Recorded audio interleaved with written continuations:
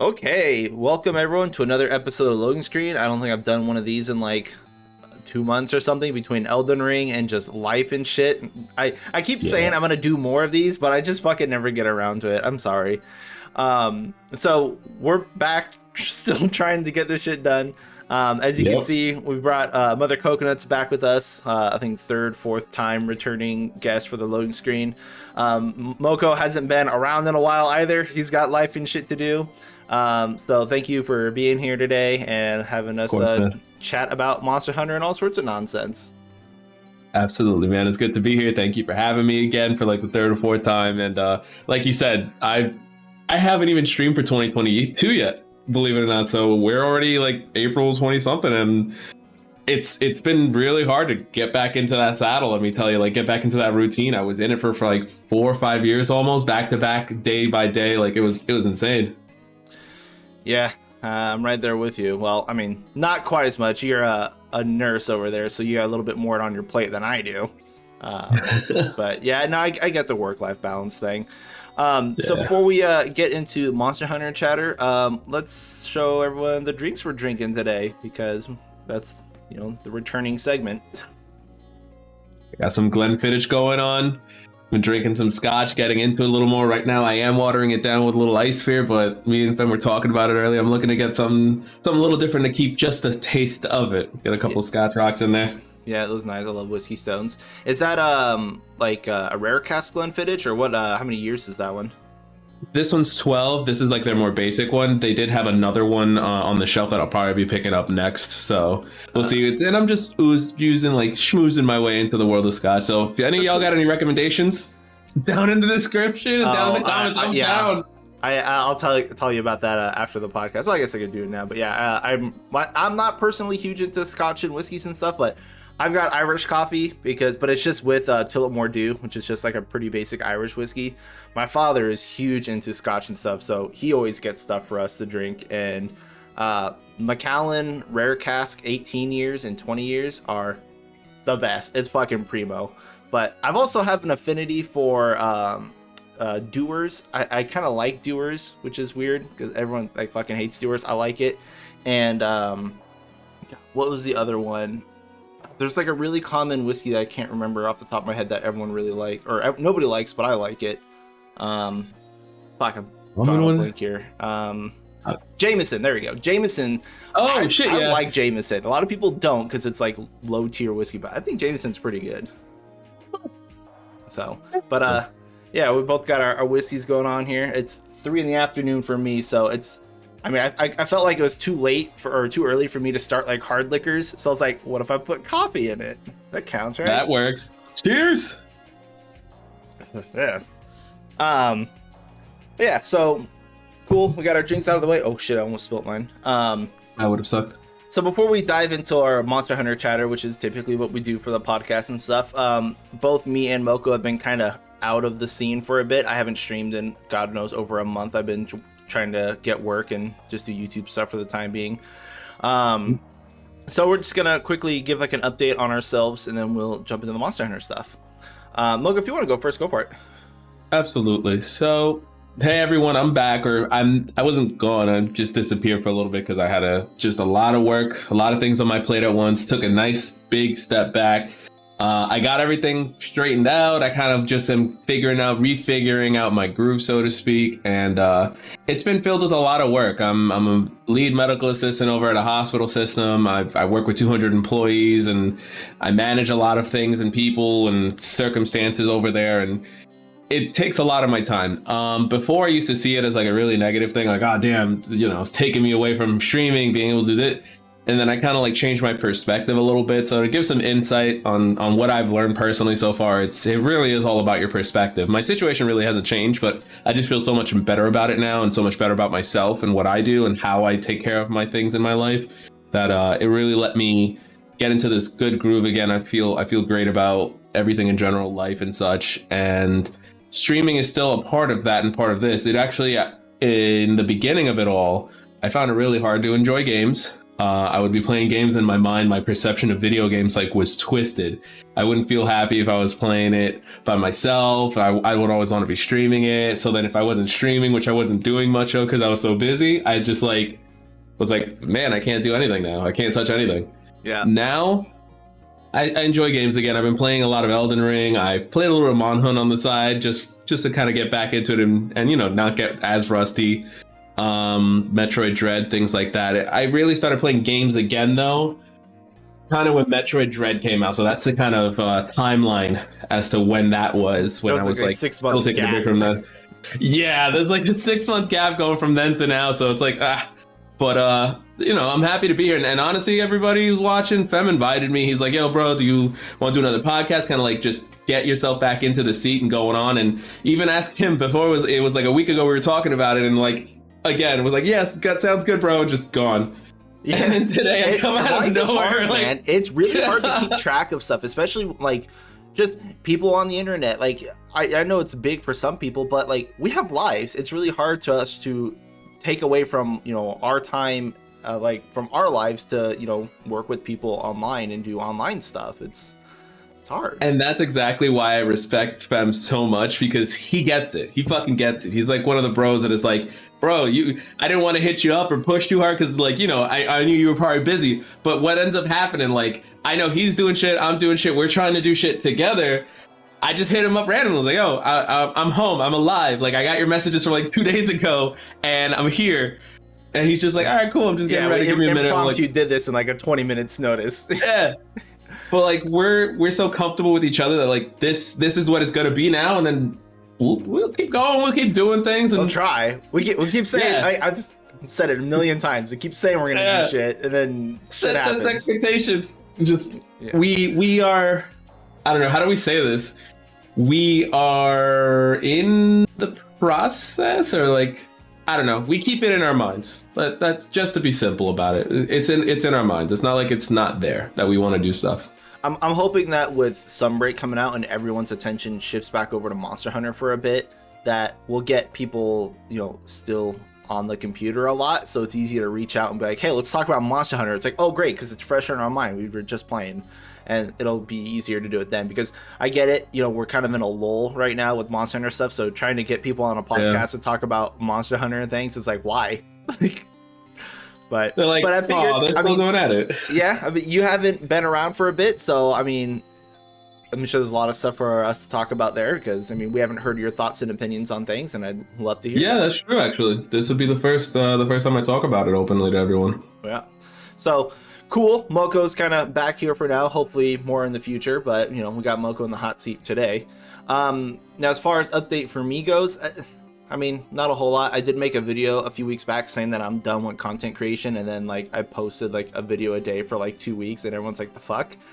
I actually did stop. Like, I stopped streaming. I was streaming like 3 to 4 times a week, and I stopped all that just so I could focus on trying to get a job, because my idea was that I still want to do YouTube stuff, but streaming takes up so much time that I feel like it's better served to me to get an actual job as more like a base level income, and then if I can get more off YouTube off the side, then fine, because clearly doing full-time content creation wasn't working out for me. So I haven't been streaming.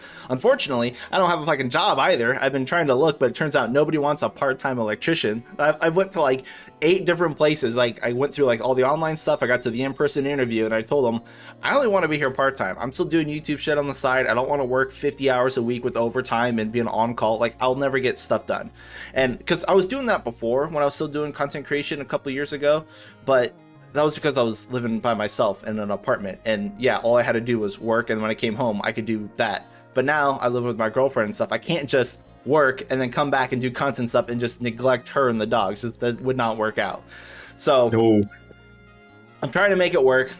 With Monster Hunter and stuff coming out, I don't know how that's going to be, but I'm going to keep applying and looking for places. If anyone is going to offer me like part-time employment, then great. I just don't want to work at fast food or retail. Like, I have like a decade as an electrician. Like, I'm not gonna fucking step away from that at this point. It's just nobody wants it part-time. So while I still work at that, I am still trying to make YouTube videos on the side. But I mean, that's basically. I just had like a crazy side thought. What about freelance work for electrician? Is that a thing that you're able to do?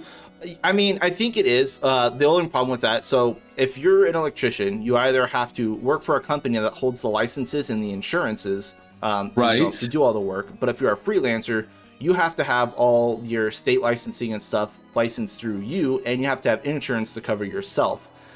That's a bit too much. It's easier to work for a company and then just go out and do a bunch of random jobs. Like, doing freelance work is really risky. And while you can do it, I don't want to have to go through all like the state certification and stuff, especially if I'm not going to live here, for the rest of my life. There's no point in me trying to like spend $8,000 to get state certified and then get a license and then move in 2 years. Like, it just... Yeah, that would be a little ass backwards. Yeah, I thought about it, and actually I talked to my father, who also does like electrical work, and we thought about just opening up like our own consulting and electrician company down here. And then we started the process, and we're like, it's a lot tougher than it seems. So yeah, we're just like, yeah, we'll backtrack on that one. So yeah, so that's our update. I guess we'll go ahead and just start talking about Monster Hunter stuff, because that's typically what we do. And since MoCo, I haven't heard you talk about Monster Hunter Rise in quite a bit. Quick question as like the segue into this, because you played a lot of World. Yeah. What was your impressions on World, and then that like experience transitioning into Rise, and how was that whole thing feeling for you? Man, so my impressions of World when it first came out was, oh my god, this is a massive Monster Hunter that has completely changed everything that I knew about Monster Hunter before. Well, because I've been playing for you and World. Yeah. So I've been playing Monster Hunter since Monster Hunter 1 way back in 2004, and like as I've played each game in succession, or when I didn't get to the console that it jumped on eventually with Nintendo, I watched a lot of stuff.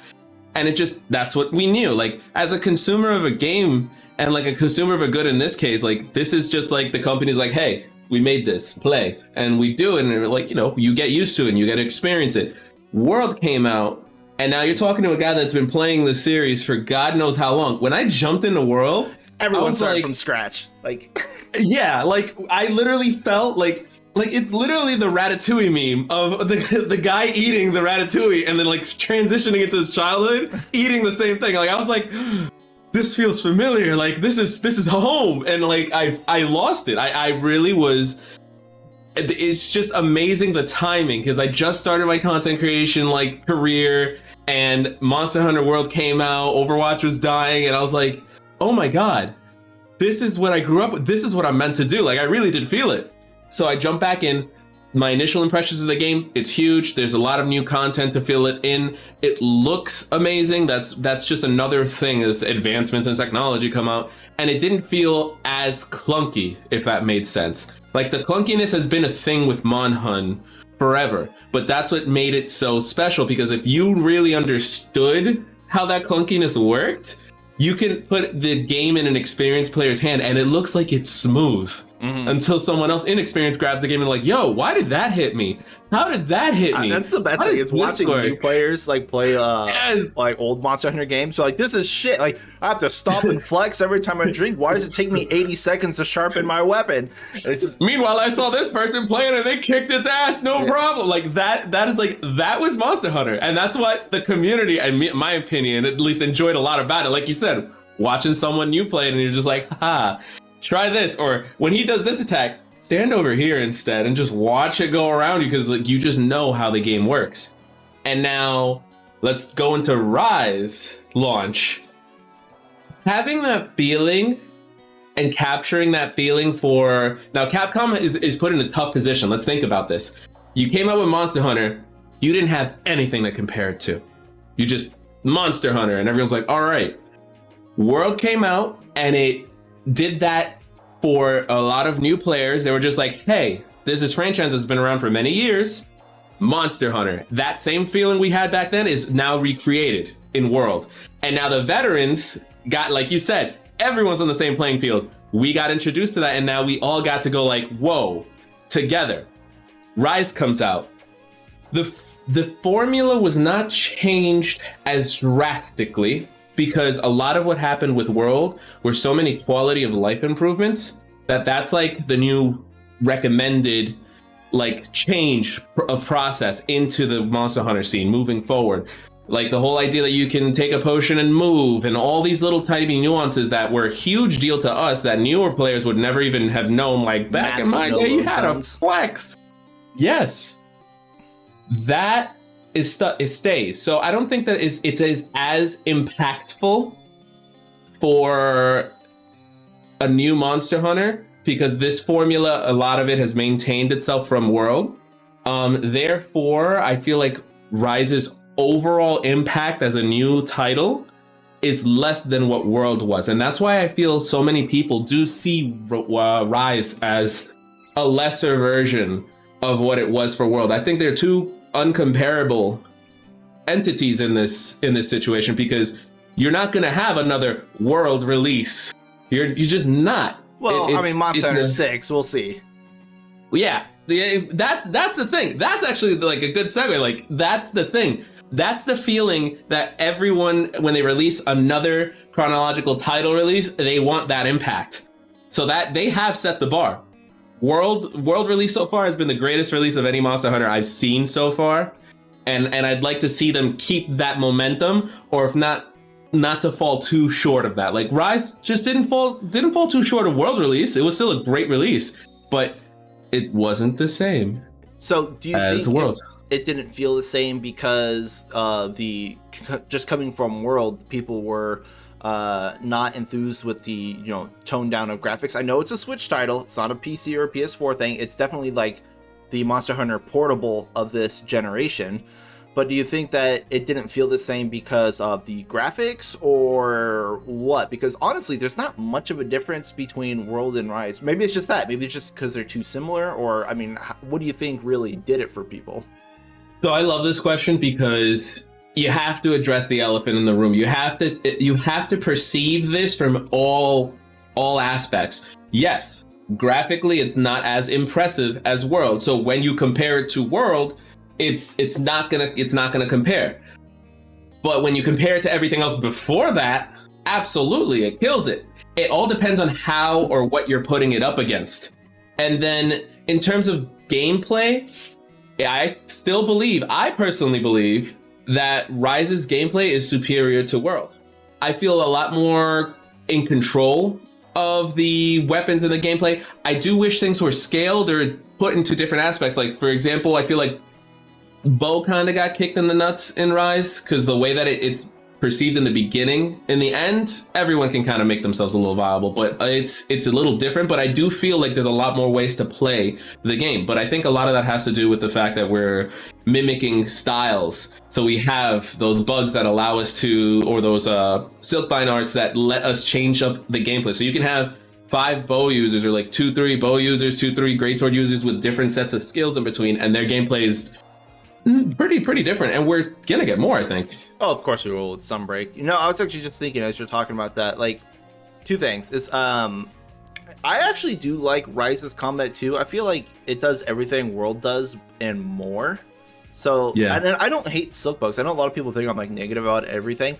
I don't hate silk bugs. Like, I think the traversing through the maps with silk bugs and what they do is great. My complaint about it really is two small things. Is their weapons are broken up into two categories. Either you have silk binds that you have to spam constantly because that's your best DPS, or they're not good enough and so you don't use them. So like gun lance is kind of in the middle. Like, you have to use I think it's hail cutter to basically heat management on your gun lance, which is kind of annoying. You have to keep spamming it. Hammer, meteor impact, or whatever. It's like the only damage you get out of hammer. Longsword, I think the same thing is, it's like jump slash is the same thing. You have to just spam that stuff over and over again. Whereas like bow guns and some other weapons have like an evade or a buff, and then you just do that and that's it. And it's like, whatever. That's my only complaint. And then the other thing I was just thinking about is like, why silk bugs? Why couldn't they have just kept them calling Hunter Arts and just reused Hunter Arts from Gen and GU? Like, they literally have. Like, it's some of those Hunter Arts are exactly the same. Even the new stuff from Sunbreak are the same arts from GU that we're getting. Like, I think the Dual Blades Drill Attack, that's a GU art. It's like, why don't they just call them Hunter Arts? I don't get why they had to change it all. And the same for, like, I guess Apexes. They're literally just deviants. Why have the same thing, the exact same thing, and just name it differently? You think that's just for confusion for new players, or I don't really get that. That's two questions in itself. I think the Apex Deviant thing, that's definitely confusing. Like coming from the past, I'm definitely was confused in the beginning. I'm like, but that's Soul Seer, Mizu, Apex, like that's what happened to me with that. But with Silkbind, yes, it is. Some of them are exactly the same as the Hunter arts. I think that was an aesthetic choice to just fit with the theme of Rise being like Japan and everything, like silk bugs, silk binding, silkworms kind of thing. Like they might have done that for an aesthetic purpose. Think about how Hunter arts worked in general anyway. You had a meteor at the bottom with that Hunter or that Hunter art, and it filled, and then you were able to use it. Some of them were time-based, some of the silk bugs kind of simplified that a little bit. So you didn't have some things that relied on you doing damage to get it filled up or time, and it just turned into a universal thing.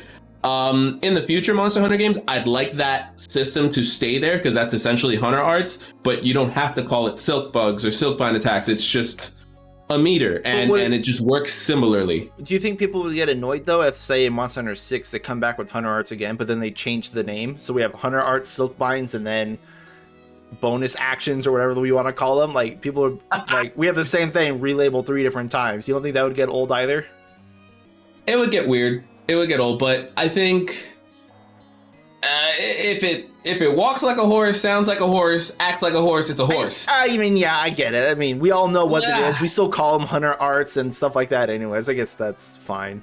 And that's we don't say like Apex Dread or Apex Wrathy. We just it's Dread Queen. It's just whatever. Yeah, that's just how it is. Like I don't know. That's the.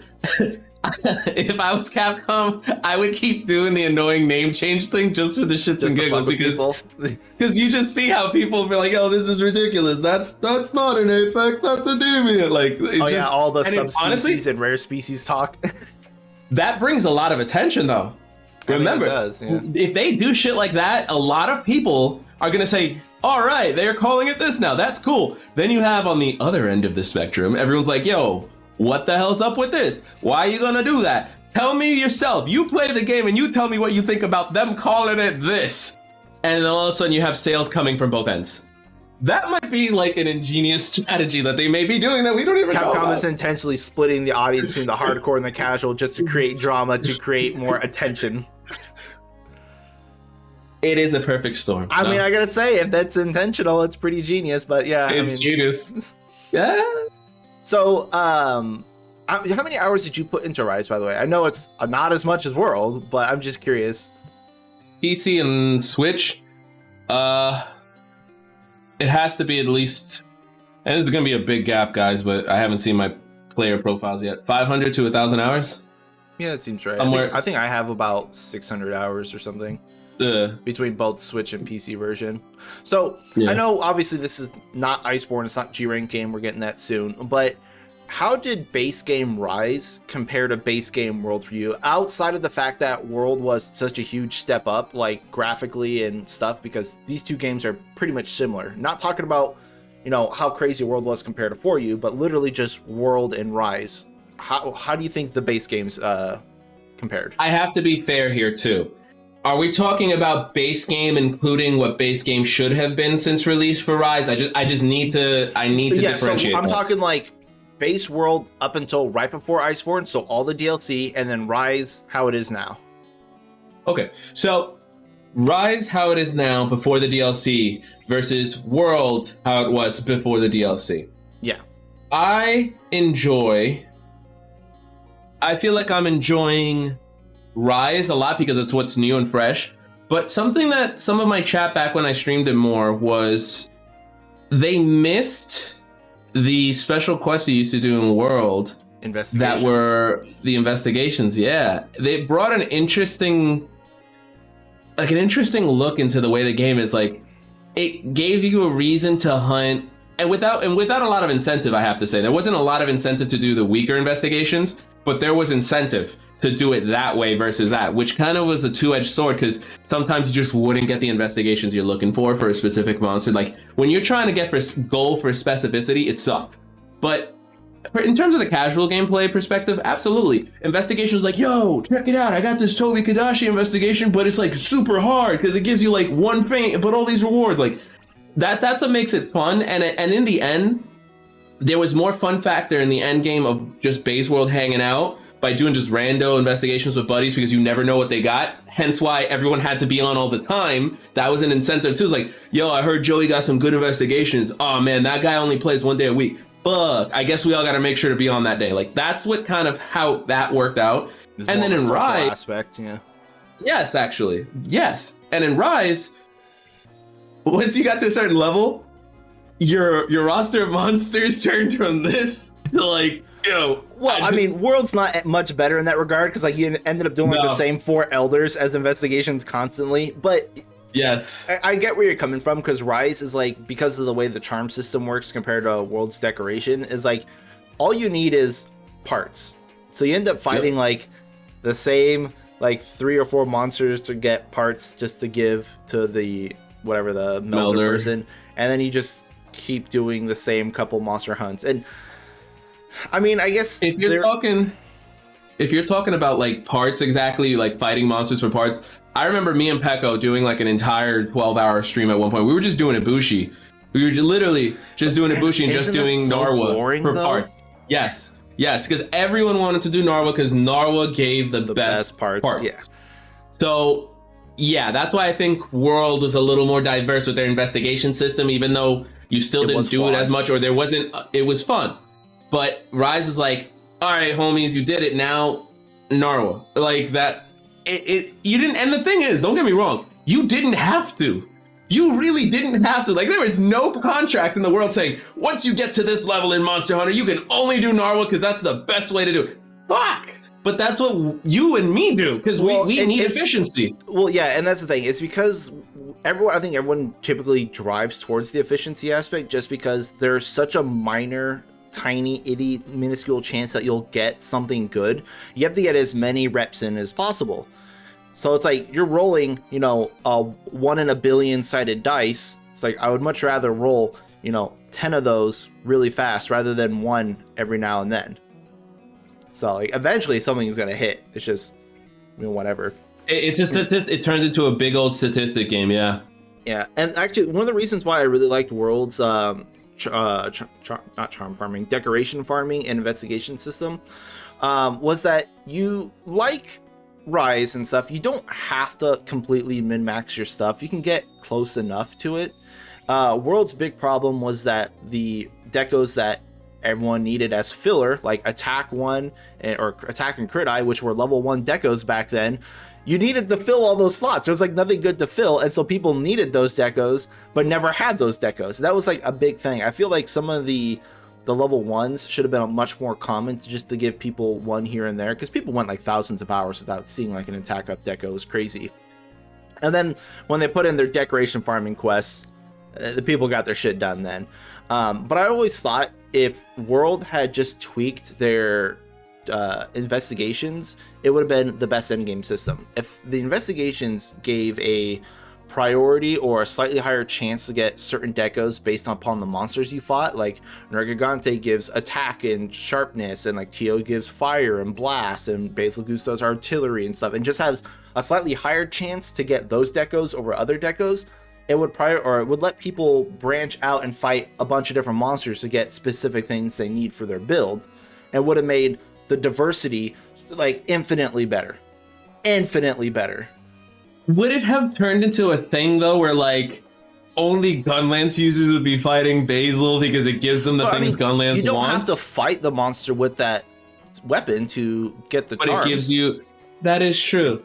Okay, like, so now I could be like, I could be like, okay, I'm playing bow, but I want to make a Gunlance set. I need to go get artillery. I'm going to take my bow and go hunt a bunch of Basil Goose and get it, and then boom, I could do it, and then be like, okay, cool, now I got this Gunlance set. I want to work on a greatsword set. Nergigante's got the sharpness stuff or the attack stuff, so I want to go fight Nergigante with my Gunlance set, and you can just jump around. Honestly, as a person who plays all 14 weapons, that actually sounds amazing, because then I would have a reason to go into the plethora of monsters that they give you in the roster, and that would just be great. And it would be alternatively. Oh, sorry, go ahead. No. Actually, go ahead, because my point kind of like is similar enough, but there's like a key difference that I think could be another solution. So you do yours. Okay, I was gonna say, because it would also give you some slight sort of target farming. So, because like in Rise, there's no target farming, like at all. Like you can't guarantee your charms. The best that you could do is like on your different melds, you can get rid of some of the lower tier options. And I think one of them allows you to select like a skill that you can like meld for. Always, which is a thing, but it always turns out crap. I think it's like a lower tier one. And so like that is the only thing Rise has for target farming. If like World's Investigations, because we didn't have to farm for charms, just decorations, if we could be like, oh, these monsters drop this stuff, then we can purposely go out until we get those, because we know they have a higher chance. It'd give people and like the incentive. sense of eventually we're gonna get it kind of thing. It's not like a total crapshoot, like I'll never get an attack deco. It's more like eventually he has to drop an attack deco. Alternatively, look at it. Remember the system that we had with the melder from World, where if you went out into the free range area, I forget what it's called from time to time. If you go out into the expedition for a certain area and you get a certain part of a monster, and this is talking about parts, but I wish they could implement it into decorations or charms or whatever they would bring into the next game.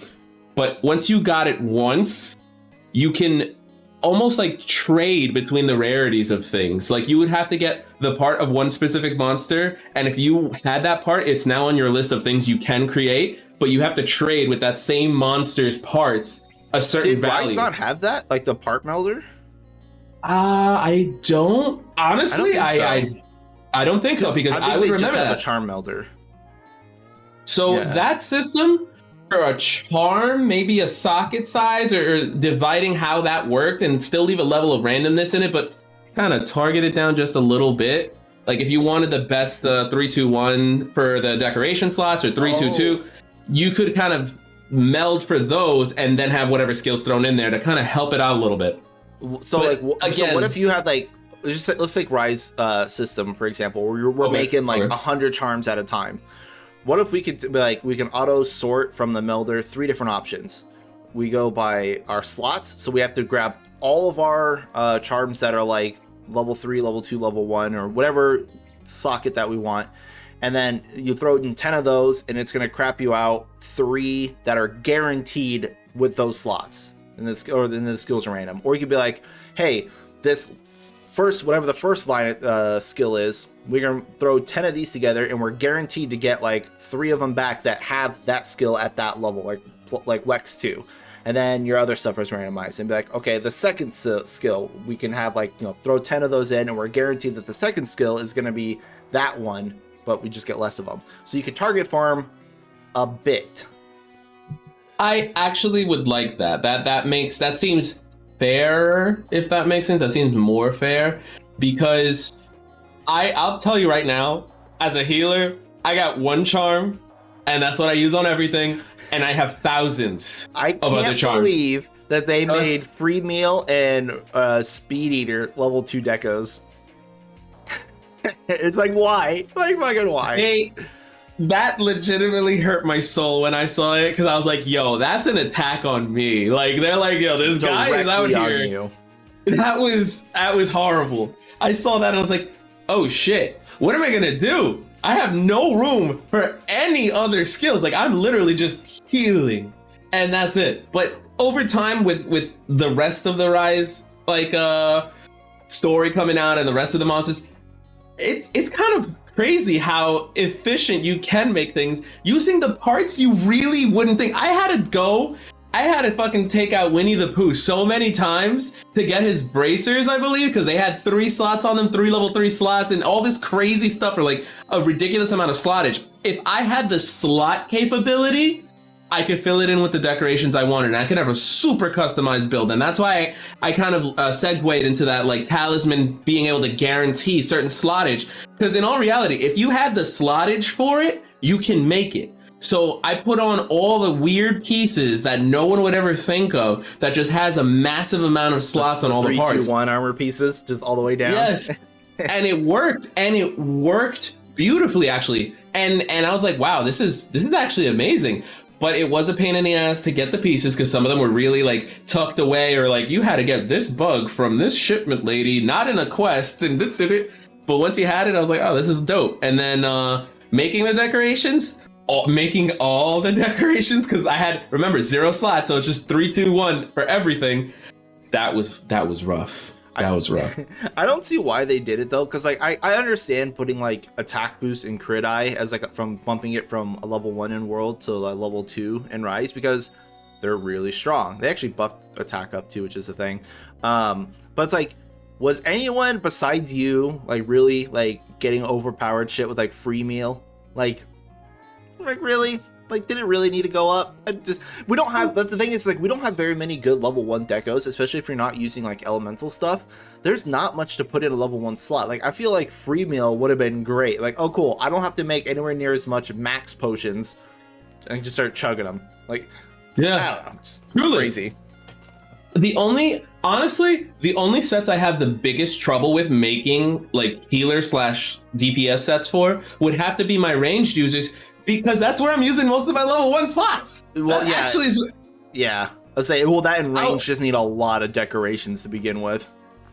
They're deco hungry builds, and I was like, damn, how am I gonna do that? That's when the charm came in, because once the charm took away like 2 or 3 points of friendship and then 1 point of speed eating, I was like, all right, I'm not speed eating, because I think that's level 1. Free meal. Once it took free meal away and gave me speed eating, I was like, level 1 slots, I'll have fun with this, and then I'll fill the rest in with like the 2 that I needed for my range and this and that. It worked out, but it was a lot of puzzle piece finagling, I gotta say. It was very, very puzzle. So it was weird that they did that. Like I remember the first viewer I had who got like a free meal deco and then a speed eating and then friendship, and I was like, MoCo, they did us dirty. I was like, what happened? It's like, this is level 2 now. I was like, what? And then I got one shortly after, and I was like, yeah, this is ridiculous. Like, what am I gonna do with this? We all cried that day. It was fun. Capcom does not want those corner horner builds to succeed. No. So since you've played all the other Monster Hunters and stuff, I'm genuinely curious, like, from all the systems that have kind of stayed throughout the game in its lifetime, what game system or feature would you change about, all of Monster Hunter? I know it's kind of a really broad question. System? Like, I'm talking about literally anything. How weapons work, how sharpness works, how gear works, how monsters work, anything. Like, something that's like, something that you just would like to see different.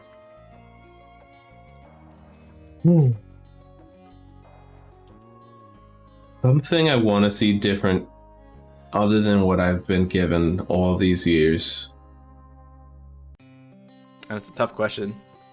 It is a tough question, because it's almost like that system, the way that they present it currently, it really does command its own fluidity, and it is the stamp of that franchise. Like, the way that it is the way it is because that is Monster Hunter. But if you're talking about changing it, I kind of would like to see the opportunity, and this is solely a multiplayer aspect, because it's a thing that you don't need. Are you gonna say PvP? But if you have it, yeah. Oh my god, I'm not gonna really? say PvP. I'm not. No, okay. It's not PvP actually. Okay. It's a PvE aspect. Do you remember in World how the monsters could have combination attacks? And they could just work together and do some ridiculous thing on you, like the Tailshire Lunastra combo? Weren't they the only ones that did that? Yes. I want to see hunters be able to do that once a very specific set of like rules were reached, or like requirements were met. You were able to do some wacky, insane, like duo combo attack between 2 very specific weapons, and they all like go into their own ultimate, so to speak. So like that'd be kind of interesting. So I'm just thinking, like, if you had let's say 2 longsword users, and then one goes in and like sheaths his weapon and gets ready to do like the EI slash or whatever, and I feel like that animation could have like a hookup while you're doing that. If another longsword user does it nearby, it would probably look weird, but it kind of like automatically moves you together, so you guys are like facing each other, and you both run through and draw at the same time and do like an X through the enemy. kind of thing. Something like that, or like, and it involves your timing. It's like it have to be really precise. It's a difficult skill, and I can see them getting away with an easier version of it, but it just does less damage. Kind of like how you can do like the actual input, like the harder difficult input for a Hadouken, and it comes out a different color than the regular one. Because Capcom's not pretty, like, they're known to do stuff like that. They'll have, this is the easy way to do it, and it does a Hadouken. And then for those of you who does it this way, it's a little more damage, a little more oomph to it. So yeah, like you said, two longsword users, if they sheath next to each other like that, ready to do a counter on a monster, if they both successfully do it on the same attack on the same monster, therefore this happens instead. That actually could be an easier way to go about it. Instead of like forcing the hunters to work with each other, it's both hunters doing the same difficult thing against the monster at the same time in tandem. That's actually some cool, like, co-op attacks. Actually, I could see stuff. And like and it could do a different thing to the monster. Like some of them, it's almost like it'll inflict a certain aspect on it, like inflict a certain type of special ailment that you can only get by doing that, therefore making them more susceptible, like being an incentive to do it more often. That would have been a better way to do tenderized mechanics. You fuck up that body part that you hit, and so now it's like a permanently wounded spot on the monster. Yep. That would be pretty cool, actually. Something along those lines. If you're asking me, like, what do you want to see changed? You want co-op mechanics? If I feel I kind of it's like we do it already anyway. It's like I want to have, you know what? How about create a quest? Everyone's been making their own quests. I want to be able to like an in-game quest editor. Yeah. I mean, I don't see why not. Because like if you're following their parameters, it's like the monsters are going to be scaled appropriately to, you know, their rank and difficulty. You maybe have like a difficulty slider or whatever. And honestly, maybe introduce one specific slider that's only available in the create a quest that would incentivize that. Like, yeah, like if I'm going to make it efficient to hunt a Teostra over and over and over again for a certain thing, let me increase the damage of maybe this specific style of flame attack to get this drop. It'd be so big brain. It'd be just like investigations, how they get more reward boxes for like having lower difficulty in quests. Yes. Like as you crank up like the damage and their life counters, you get more reward boxes for it and stuff. Yeah. So you could create a super monster, or it's just like something you really don't and two like. elders on a map, and you have like 15 reward boxes. That would be really cool. Honestly, they should do an in-game quest editor, because then people can just make all the weird shit they want. Well, look at it. We've been doing it with mods already. So you can see that there's a following for it. Give us, it can't be as in-depth as what modders can do. I gotta say that right now. Like, modders can do some it's crazy gonna be basic. It's just like, choose a map, choose up to 3 monsters, and then make within some your sliders. gameplay parameters, bro. Yeah. Give us rewards within your gameplay parameters that you've already established, and just bring it back and be like, all right, instead of just randomizing it, let's give you sliders. And like, you're gonna run into a group of hunters that only do these fucking weird ass bomb quests with a Devil Joe and 2 elders, and it's a lot of rewards, but you gotta be really good to do it. Or if you want to get more in depth with it, you could give us that type of editing power, but then allow us to increase specific type of damages or specific attacks of these monsters. And it almost essentially turns them into a pseudo ultimate. If you get hit by that one move, you're pretty much dead. But if you beat the monster with this multiplier on, you have a higher chance of getting this type of reward. On the flip side, I'm okay with no rewards at all. It just gives people at the end game something to do and something to hunt and show off for. Honestly, yeah, we're thinking all encompassing. Yes, I would actually just like to be able to say, hey, I did max. You could call them like max level monsters. Like, I did max level Lunastra. Okay, I'm gonna take this a step further. What if you can make these things, and then when you make your quest, you can hit upload, and so people can search for a custom quest by monster and location and stuff, and then it works like an arena quest where it's got leaderboards on the fastest times from all these quests. That it's kind of like Mario Maker shit. I was about to say, you talking about some Mario Maker shit right now. It's not. It doesn't seem that hard. Like it takes no effort to make a quest. If people don't know, we've been making quests since like fucking For You and stuff. Like, it's not hard. It's a couple little options and then you're done. Like, they could do a quest editor. That'd be really cool.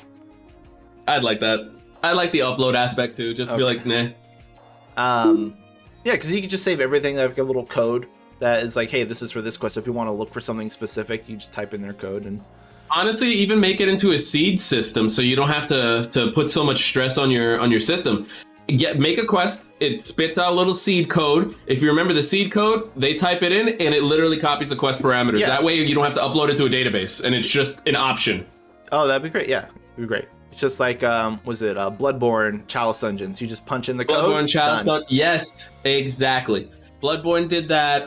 There was another game. What the fuck was it called? I played it and actually I had some viewers watch me and they got the seed that I got because it was so much fun. Freaking where is it? X Dive? No. I know I'll get the name in a second. It'll hit me. I'll be like, oh duh. Something. It's something else. It was Neon Abyss. There we go. Okay. It was Neon Abyss. Every single run you had, it was a roguelike RPG that was random every time you did it, but every run you had a seed code attached to it. So if you saw someone else playing it, like a streamer, and they're like, yo, that's some insane luck for the weapons and the route you can do, just copy the seed code that could display on the bottom. Cool. Boom, you have it. Wow. So I like that idea. So my little side thought on something I want to see changed.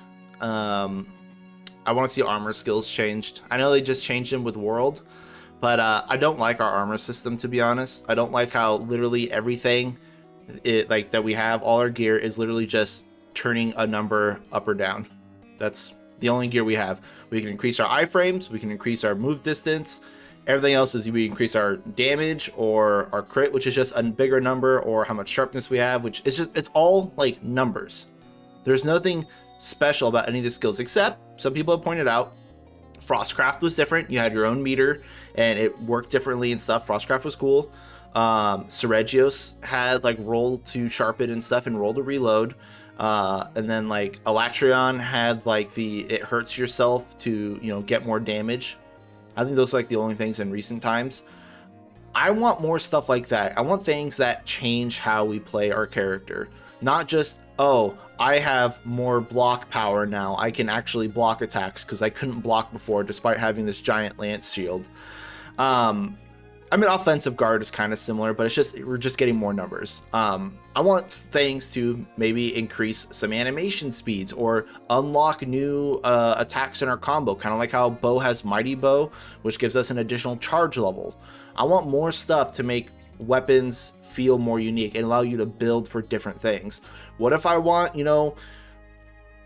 I don't know, some skill that allows me to discharge all my gun lance shells without having to do full burst? Like I could just shell and blow all of them at once, just something like that. I don't know. There's a million things you could probably think of and do, but I just want armor skills to have a bigger impact rather than just we have more raw or we have more sharpness. So do you want the armor skills to be able to just kind of like, you put this on and this changes in your gameplay? Because it seems like the main point is you want gameplay impacting skills in the game. Do you want it more out in the open? Or do you want a very specific combination of armors to give you that specific gameplay changing aspect? I would prefer it be like on armor sets, kind of like how Safi and Seregios was, but they turned Seregios into a skill. And Frostcraft, how it was when you have your set together, because it was like basically taking on the aspect of the monster and getting stuff like that. So like, let's say Glavenus. If we have like the full Glavenus armor on, before in like Gen and GU, he had heavy polish, which allowed you to sharpen your weapon and you get like more damage, which is more damage, big deal, whatever. But what if when you sharpen, you apply fire to your weapon? And now you can, you can put elements on. Yeah. And you can be like, okay, I have a raw weapon, but if I wear Glavenus armor, I can turn it into a fire weapon when I use a whetstone, so I can use this against this monster now. Or, I don't know, like Ryzex, Astalos, whatever you want to call them. Like, what if you get hit with lightning or whatever, some thunder attack, and then you can charge up your armor and your weapons so that now you have like charge attacks, I guess. You can like hold stuff. I don't know. I'm just throwing random shit out there, but I would like more armor sets to have set bonuses that change the way you play based upon the monster they're for. Tobi Kadachi gives you a fucking backflip. I don't know. Honestly, And like, if you get full as an ogre set, you do another backflip, but then you get a tail of fulgur bugs, and it hits the monster for like electric damage, or like little things like that. I can totally see shit happening now. Throw fulgur bugs out or whatever with some of your attacks. Just something. I would like to have more than just number increase armor skills. There's a couple out there, not many though. So that's what I want to see changed. That's a good point. That's such a, I feel like that's such a not talked about part as much, because like some of these monsters people struggle fighting with in general. So like they may not know that if you get a full set of Velkhana, you get access to a good Frostcraft and how to really work that skill, you know? Well, and it would also drive us away from, because right now the meta for basically every monster in a game is stacking as much damage as possible. Because that's literally all the armor sets do, is give you more damage. Elemental damage, attack damage, sharpness, which is effectively damage, stuff like that. So it's like, if we took away from that and gave us more gameplay changing things, we would focus less on, okay, how can I get the most raw on this set? And more like, okay, I like this mechanic. I want to play with this because this is actually fun. Kind of like how Sergio's armor gave us roll to reload and roll to sharpen. That was great. Fucking awesome, cool skill. Made us have to roll more and iframe through stuff, and then we wouldn't have to sharpen as much. It's like, great. Cool. So that's my thing. I dig it. So talking about Sunbreak though, because I don't think we've talked about Sunbreak at all with you. We've had I think 3 trailers for Sunbreak between them announcing it and now. I think we have another one coming up in a couple weeks here in May.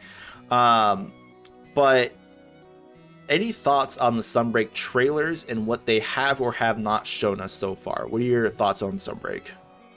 I haven't seen too many of the trailers. I think I've seen only 1 or 2 of them, but I've gotten the gist of it from what I've heard in the community that not much more was given with the latest one. So yes, some new monsters on there. I like the ideas that they're bringing. I like the look of these monsters, but we really don't know how things are going to work or interact until we actually get access to it. I do feel like in general though, just compared to past talks and I want to say like lead up rallies to the release and things like that, this one isn't as strong, and I don't know if that's on purpose. That may be done on purpose, to just divert attention, and then when the game actually comes out, it's gonna explode, or something right before release gets talked about or released to the public, and that might there's some change. So everyone knows I've been super critical of Sunbreak and Rise and stuff, just because that's how I am. But I would be so giddy and happy if they're just not showing us much, and then like the game drops, or like the week before the game drops, so like here's all this shit, and we're like, what the fuck? And then there's just all sorts of crap that we don't know, and that's all we're doing is discovering new things and figuring out stuff, and it's just all that sort of thing. Because typically Monster Hunter games, they've always shown like everything up, like every couple weeks they give us a trailer up until like the 2 weeks before release or whatever, and we know everything about the game except like the invading monster and the last boss. I hope they actually don't do that this time. But it's weird because we're like 8 weeks out. I think, is it 8 weeks? It is 8 weeks. We're very close to having Sunbreak launch, and we haven't had a release date for a demo, which, I mean, I assume the May announcement will probably tell us when the demo is. They haven't shown us any like weapon feature update trailers, like how World and Iceborne had like those individual weapon showcases with how they work and stuff. I think Rise had that too, actually. Don't have that for Sunbreak. We've seen 3 monsters, which, well, 4 if you count the subspecies for Bishaten. But I expect them to show literally everything except the last 2 monsters. So they might do like one other big trailer that shows everything. And it's just weird that there's so much stuff that they usually do give us that they haven't. And it's only 2 things. Either there isn't very much stuff, which is why they're not showing very much stuff, and that's going to suck, but that's the pessimist in me. Or there's a bunch of shit, and they're just not showing it so that they can build up all this hype for like the last trailer and right before the game launches and be like, fucking deal with it. I hope it's option 2, because it's like, coming from 2 players in the community who've been playing for a while, following it, and just know the habits of what the gaming companies have been doing prior to release, this is different. This is strange. This isn't what they normally do with this franchise specifically. So we are in for one of those two options of we don't have a lot to show, so therefore we're not showing a lot, or there's a lot of stuff and we're just doing it different. We're doing it live. Tagging us along, yeah. Literally, so hey, I'm good with option 2 if that's how they're gonna do it. I hope that's the case. I mean, we all do. We don't want a bad game. It's just, I don't know, we just have to taper our expectations a bit, especially coming from like World and Iceborne.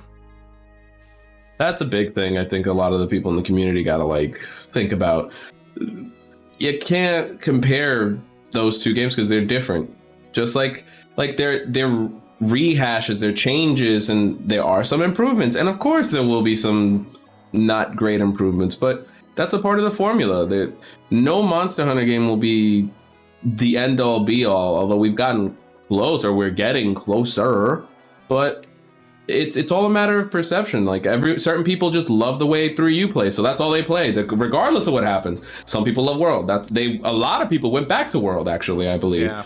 And it's just personal preference, and that's actually okay. That's healthy. That, if anything, that's an indicator as to what you did right. So then you could look back at that and be like, all right, maybe moving forward, we got to incorporate some stuff from over here because, you know, it's popular, it's working. Let's improve that instead of just coming up with a new system entirely. Yeah. So do you have any hopes or concerns going into Sunbreak? Hopes or concerns? Hopes?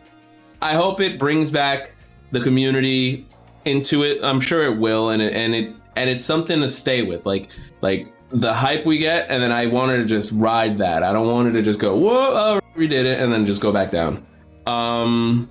Concerns?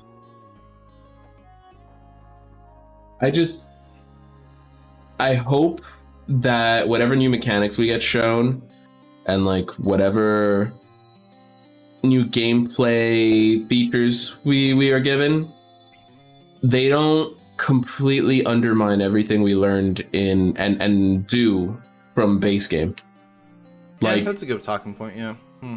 With the way that things were done in World to Iceborne, it was out of left field. We were like, whoa, I can't play this game the way I used to now because it's just sometimes it won't even work. Yeah, that was just the whole design with Clutch Claw changed literally the entire game. Like how you had to approach everything changed, and it was a big shock to the system.